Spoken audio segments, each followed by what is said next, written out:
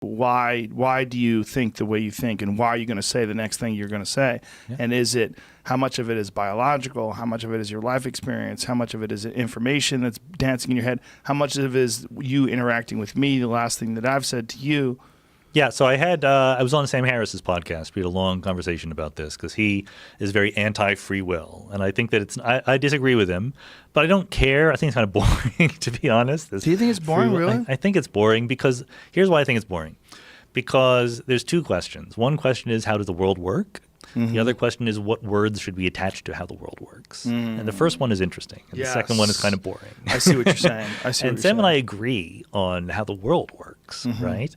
But I am what philosophers call a compatibilist when it comes to free will, which is I don't think that I have some ways of thinking my way into overcoming the laws of physics, right? Like I'm made of atoms, made of particles that obey the laws of physics.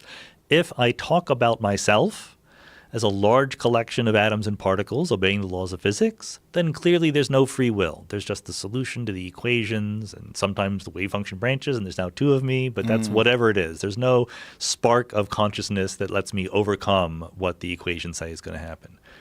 But guess what? That's not a fruitful way to go through your life in terms of talking about human beings. When you meet somebody for the first time and you say, like, what do you do? Who are you? They don't give you a list of their atoms and say what every atom is doing and say, go ahead and solve Schrodinger's equation to figure out what's going to happen next, right? You tell a story. You say, like, you're a person, you grew up in a certain place, you have a certain job, stuff like that. You dramatically condense the information about who you are into a few salient points. And among those salient points are, I am a person who thinks and makes decisions. Every person in the world, no matter how anti-free will they are, talks about people as if they make decisions. And the reason they do is because that's how people are. That's the best way to talk about people. It's not like just a compromise. Like if you don't know the atoms and molecules in somebody's body and you're not infinitely computationally powerful so you can predict the future, then it's correct to talk about people as agents who make decisions. We call that free will. I call that free will. Most philosophers call it free will. If you don't want to call it free will, be my guest. I don't really know. It doesn't really matter to me. I agree with what you're saying. I think that makes a lot of sense, and I think that really simplifies a very complex issue.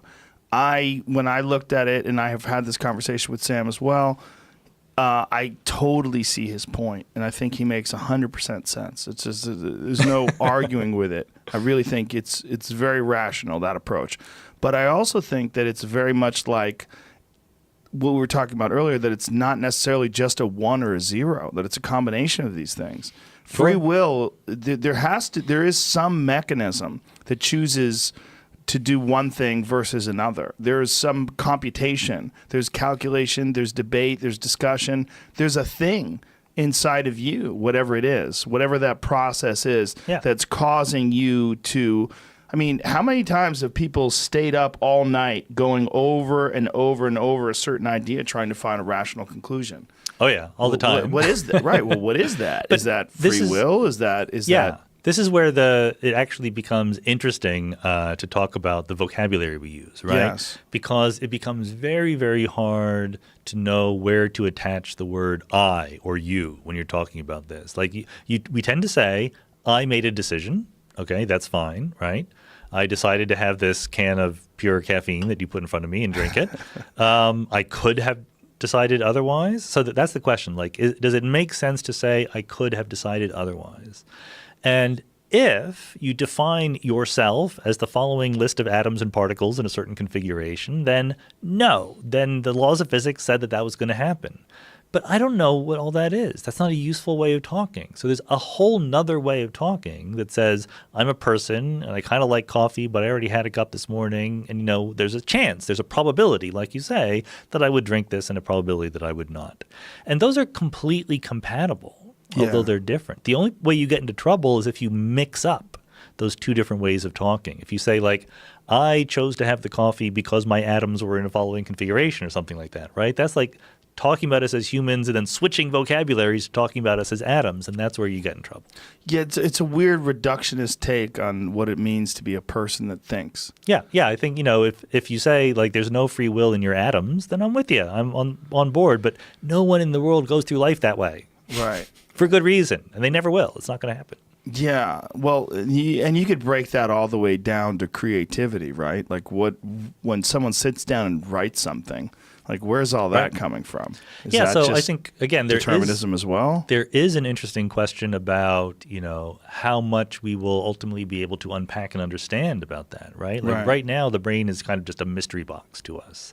And there's so much we don't know about how people make decisions, how they remember things, how they come up with new ideas. So where it matters is how we treat people, right? Like the obvious case is responsibility, blame. Like if you think that a person makes choices, then you can assign responsibility to them for making the choices they made. Yes. That's what we do in the world. If someone chooses to rob a bank, we choose to put them in jail, right? Yes. And someone could come along and say, no one ever does this, but someone could come along and say, well, they're just a bunch of atoms obeying the laws of physics. How can you blame them, right? That would be dopey. That doesn't make any sense. Right. But what if you were Minority Report, right? What if you could put someone in an MRI, in a brain scanner, and say, yeah, you know what, tomorrow they're going to rob a bank. Do you arrest them?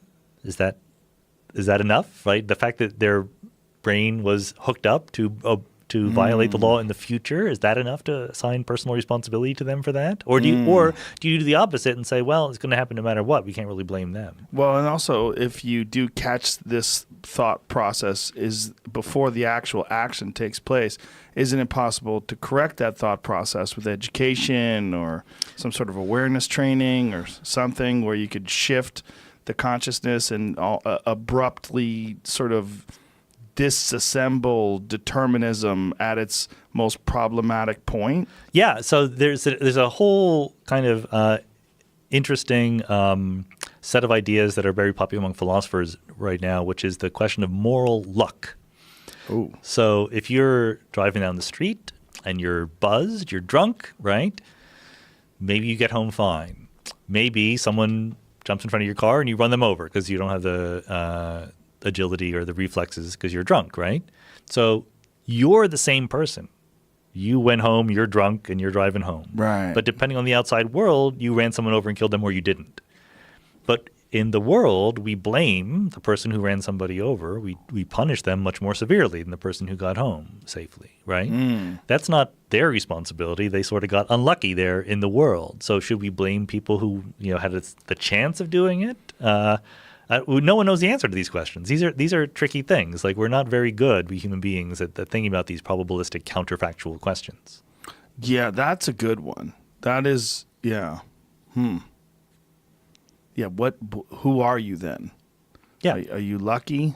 Oh, yeah, right. I mean, so much of what happens to us in life, we don't get responsibility for. Sure. We're interfacing with randomness every time we step out the door. That's right. But can you treat people that way consistently? It's hard, right? It's tricky. I'm not giving the answer because I don't know. I mean, I think right. Yeah, this is tricky stuff. We're certainly not if you lived in a world where you thought that what happened in the world was preordained, that there was all the great playing out of some master plan, or at the very least that there was some sort of karmic influence that made good things happen to good people, bad things happen to bad people, then the world makes more sense, right? I don't believe any of that stuff, but at least then the world seems, if there's something random, you can attach a reason why it happened. There seems to be something to karma in that when you do good things, you make people feel better, they feel about you better, and then they interface with you in a more positive way, and that sort of has this outgoing effect. So that's not karma. That's just a psychologically smart thing to do. Yeah. Right. I mean, I think that you're right that and maybe this is just sort of a Western post-Enlightenment way of thinking, we tend to sort of think about immediate consequences for our actions, for better or for worse. And in the real world, sort of generally trying to be good can often pay back in good ways. But the woo-woo thing is that we're putting out this good energy, right, and the good energy is coming back to us. And it's a fun way to look at things. Yeah. although there's no evidence that points to it. Yeah, exactly. Like if I'm in a yoga class and my yoga instructor is talking about different energy flowing through different chakras or whatever, I don't care. Like it doesn't bother me. Like as long as it makes me, do There's the not even a little exercises the Sean right Carroll way. eye roll. There's a little, but I'm not going to speak up. Let's put it that way. Right, of course. You're not going to go, stop this class. You're teaching bullshit. I would rather have that than if people want to come up with an excuse to be a good person, that's okay. It's funny that yoga class is always the base. It's always where people go to talk about like where woo-woo comes from. Yeah, it's there because I've had if you've done yoga, like there's a whole spectrum, right? Like there's teachers who are basically just physical therapists, and then there are people who are complete crazy hippies who think you have to think the right thoughts, Yeah, but people are always searching for some understanding of really complex issues, and behavior is a very complex issue. Sure. Behavior and how you feel, like whether you feel good, whether you feel spiritually enriched, whether you feel positive about humanity, like all these things are like we're always trying to manipulate these states, whether it's through meditation, mindfulness training, trying to figure out a way to positively interface. It's true, and it goes back to where we started talking about YouTube comments because, like I said, I do react badly to stupid YouTube comments. Well, you're a human right? being. Well, I'm a human being, but I think that the internet does magnify some of our bad tendencies, right? And I think that, among these, and so I totally include myself as a bad actor here in the sense that it's just so easy to be sarcastic and put people down and, disagree in sort of dismissive ways.